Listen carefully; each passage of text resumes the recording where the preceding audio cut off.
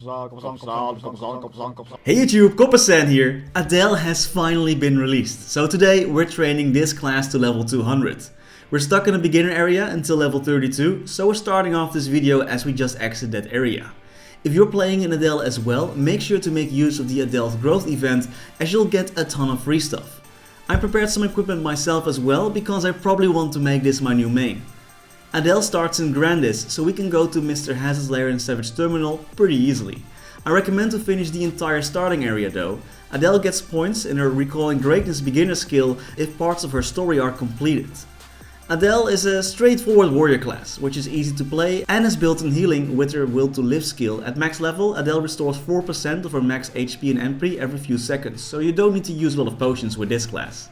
Adele doesn't have a lot of buffs to manage. Use your main attacking skill and have some toggle on-off skills like Ether Forge and Ethereal Arms.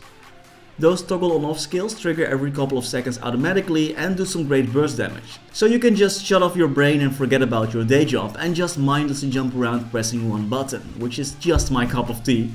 When attacking, Adele can also summon Ether Crystals. You can rush towards those crystals using Resonance Rush. If you hit monsters with the rush skill, you get a buff that increases your final damage and ignore enemy defense by 5%, and this buff stacks 3 times, so make sure to use that skill often. Adele's skills have a lot of range for a warrior, and I'm pretty sure she's the strongest class at the moment. She will receive some nerfs in the future though, so enjoy her OPness while you can. After reaching level 35, I quickly learned some harvesting and mining, so I can work towards Meister to create my own cubes. Adele's story quests will pop up every now and then as you level.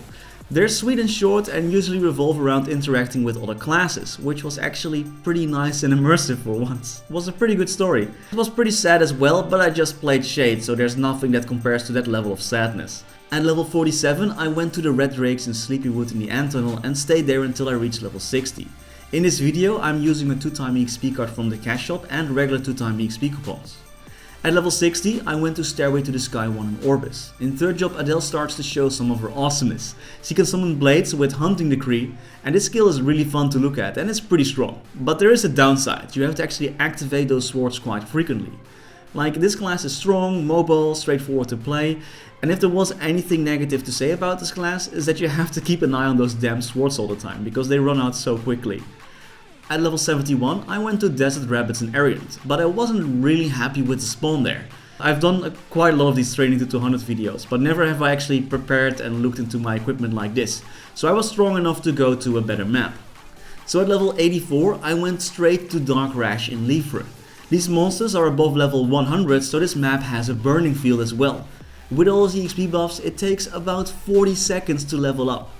If you're strong and have some decent equipment, you can also go to Skyness 2 at level 87. This map also trains crazy fast. Skill wise, Adele gets the Rain of Destruction skill in 3rd job as well. This skill marks an area where swords will rain down, dealing damage. Adele gets another movement skill called Feather Float, a party skill called True Nobility. This skill has you receive 30% of the damage dealt to your party members that are inside the field, and will create a shield based on the damage afterwards for about 80%. That's pretty awesome. So not only is Adele strong, she's also useful to have in your party. I had to wait for a rune cooldown, else I would have gone sooner, but at level 98 I could use a rune again and went to Zakum. Oh man, poor Zack. Zack is like, I used to be the strongest boss in the game. And my Adele is like, haha, swords go brrr. Alright, we're 4th job baby, we go back to Skyness 2. Which was a bit of a force of habit I guess, because I always go here. But Adele can already one-shot those monsters. I should have gone to dual Ghost Pirates a bit sooner I guess. Oh well, stayed here for a couple of more levels until my rune went out, and then I went to dual Ghost Pirates in Librium anyway. By the way, if you are enjoying this video, don't forget to smash that like button and subscribe for more content. In 4th job, Adele can make her sword spin, ooh la la, with Ether Bloom. She can also mark monsters that her swords will target. She gets a drop down skill called Plummet, a massive amount of passive buffs, and a new main attacking skill called Cleave. And a skill called Ether Guard, which is basically Michiel's shielding skill. And I still have PTSD from training Michiel. I could never get the timing right with that skill. But when used successfully, this skill gives you 4 seconds of invincibility, which is pretty amazing during some high level boss fights. Oh, and now you can also have 6 swords flying around you. And since we reached level 100, we get to participate in the Rise event. Is anyone else also getting tired from farming a bazillion coins every day? But I did toss 3000 of them in the fountain, so I get a level up potion that I will use later on Adele. At level 118 we go to Cave of Trials, which is an amazing map. The only downside is that there's a hidden portal in the lava, and if you're not careful you will fall into it and you have to walk all the way back. But there are a ton of Cerebus and Banes in this map, making it an awesome Star Force infused training spot. Then at level 131 we go to the Black Wyvern Nest in Liefre to reach level 141. I had to work the next day, so I had to call it a day at this point. It took me around 4 hours to get to this level. The next day, all refreshed and ready to press some buttons, we went for 2 Monster Park runs to get coins for those 10% bonus EXP potions and weapon speed increase potions. And we did an additional level as well, which is always nice. We did a quick Horntail run afterwards to gain an additional 5 levels. Then I went shopping in the Coninck Tower at floor 5, that is another Star Force area. At level 150 with the Adele growth event you get a ton of free equipment that you can use, so training at these maps should be a walk in the park, while keeping social distancing of course. Also participated in a couple of Ursus runs because money. At level 158 we go to Showa because we are the strongest class ever. Actually, we are a bit too strong for this map, which might sound a bit like a weird flex, but the whole reason why this map trains so well is because the old guys, the old mobsters, can spawn a ton of monsters if you attack them a couple of times. But my Adele was actually killing the old mobster monsters too quickly, so they couldn't really spawn anything. And because this map is pretty wide, it just didn't train that efficient. So instead I went to aliens in the Omega sector. Oh, and since the map in Show I also start using the discount blue wild totem to increase monster spawn. In this Omega sector map we do 1 level every 90 seconds to 2 minutes. We stay here all the way until we reach level 182. I also did the Root Abyss quest in the meantime, and actually I'm pretty terrible at bossing. But the trick is I don't need to learn any boss mechanics if I can one-shot the boss.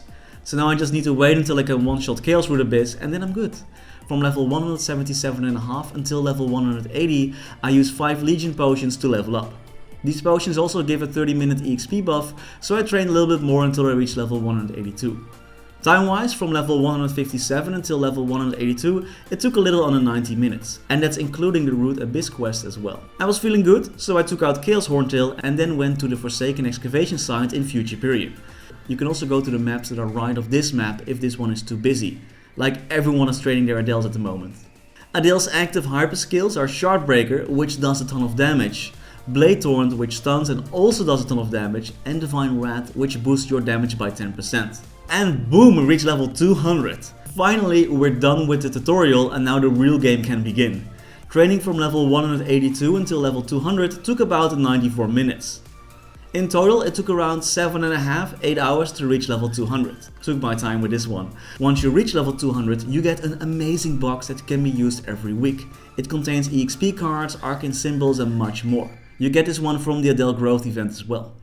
It's 5th job time. One of your skills is called Rune, because it ruins the monster's day, summons a giant sword that explodes and does crazy amounts of damage. There is also Infinite Blade, which summons 20 of those ethereal swords that attack enemies. And a Legacy Restoration, which drains your MP, but it allows you to summon even more swords. And during its duration, every now and then, it damages monsters around you as well.